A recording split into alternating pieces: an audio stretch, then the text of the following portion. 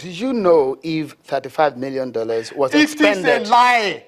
It is not true. It is a lie. You see, in every election, money must be spent. Okay. People must donate money to fund election.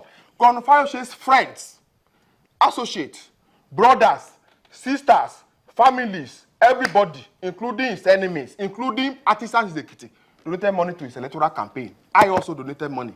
Okay. The other question that I will ask you, the role of the military, it has been fingered. The reports submitted by the board of inquiry there, which sat in Kaduna, has implicated loads and loads of military officers. Do you think that the military was compromised? Let me tell you one thing.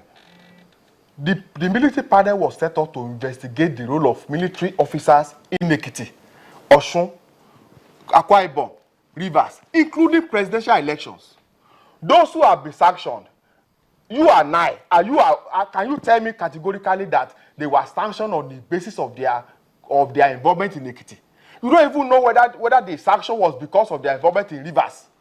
But no, it was clear it was an inquiry into Ekiti and Osun elections. It was inquiry into Ekiti, Osun, Rivers, and Akwa Ibom. No, it was this one specifically. On January 14th this year, Ekiti State government wrote to the military to demand for certified true copy of that report. Today is January 31st. We do have that report. You don't have the do you have the report? I have the summary of the report.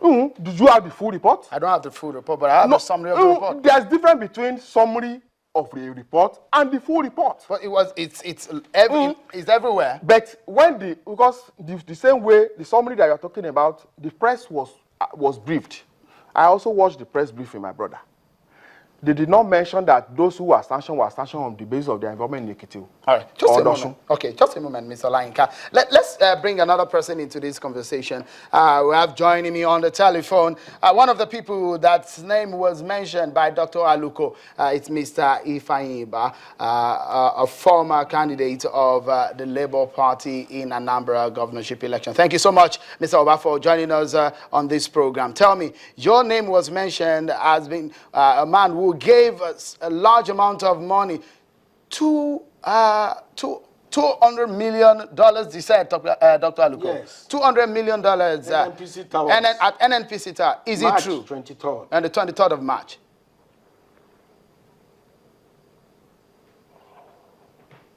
Hello? Hello, I can hear you. Good evening, Mr. Oba. Thank you for joining us.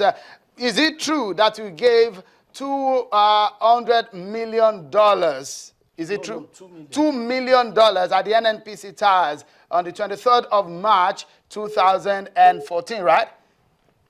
Well, first and foremost, I want to thank you all and thank all the viewers. I'm in Ghana, and I was alerted about what someone is saying with my name.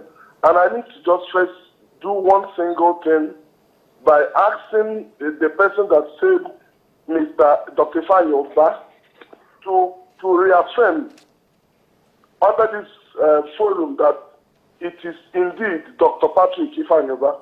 Before I can go on, please. All right, let me quickly ask him so that you can hear and maybe you can respond. Yes. Dr. Aluko, you said it maybe in one sentence. Just say it to him, where you met him and how much he gave. It was Fayose that met him. I was in the company of Fayose. We tried to know Ibufemi Bamishile. We were together at NNPC Towers. And it was Fayose that collected the money. So I don't know, but I know him as Ifeanyiba. And we drove straight to Prince and Princess. Dr. Oba, you've heard him there. Okay, please. I want Nigerians to know this young man. I don't know him in person, but I would love to know him. I want them to know him as the biggest liar that can ever come out of the country. One, please. I would have loved to give Fayose money, more than even what he mentioned. I would have loved to give him more money, but I did not give Fayose 1 naira. And I would have loved to give him. And if I have given him money, it's nobody's business. Okay. But I did not give him. I didn't make him. You have less than. Dr. Oba, interesting that you said that you did not give Governor Fayose money. But tell me, it's the amount that we're talking about. Okay, I understand that we lost him there. Okay, we'll try to reconnect. He has said no, that he did not give any of such money.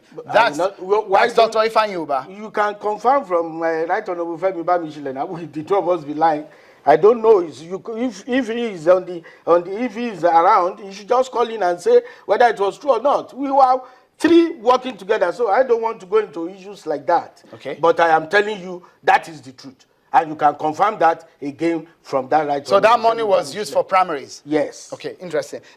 I want to correct. Just one question to him, because, I gave you a lot of time to talk. Let me give you one more question, then I will have you respond. Mr. Olanyika, in all of this that was said by some of the evidences, you said the reason why he's coming forward is because he's aggrieved because he was not given the role of chief of staff. And do you see that is not enough to be aggrieved? He's entitled to be angry. I have to say this. He should be angry. If you want to be house help of somebody, and the person refuses to make you his house help, you have to be angry. But you don't need to be angry such that you now begin to commit criminalities.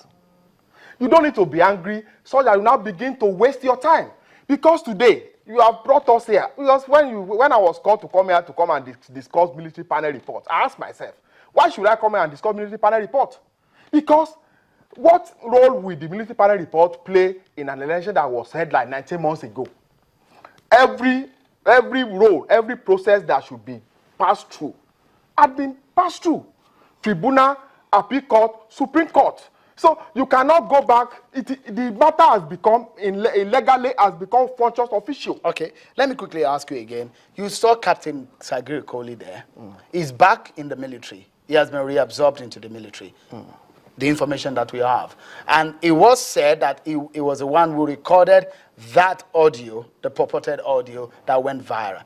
Tell me, with some of the evidences, for example, the military with the handband in that report that he saw, are those also lies? You see, the military is the military. That is their business. I cannot come here and begin to discuss how panel. But the fact is, Mr. Olanyika, no. I cannot come here.